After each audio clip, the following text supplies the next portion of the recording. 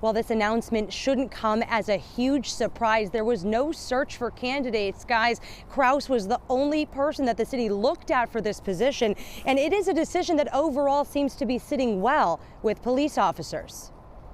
42 today. Chief Ed Kraus has been with the Fort Worth Police Department since the early 90s and had been assistant chief until this year. He was moved into the interim chief role in May when then Chief Joel Fitzgerald was fired. There's two things. Fitzgerald had filed a restraining order against the city that had kept them from hiring a new permanent chief. But late last month, a Dallas County judge denied the motion, which freed the city to make a hire.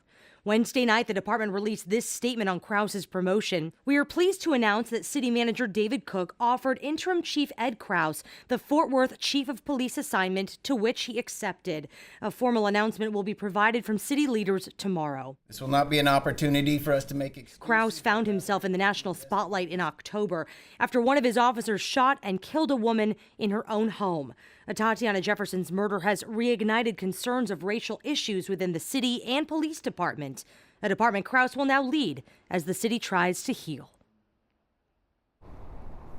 Late this evening, Mayor Betsy Price weighed in, saying that Kraus is the right choice, calling him a homegrown officer. There will be a press conference tomorrow afternoon where we will hear from Kraus himself, who is slated to become the city's 28th police chief. Send it back to you. Lauren, thank you.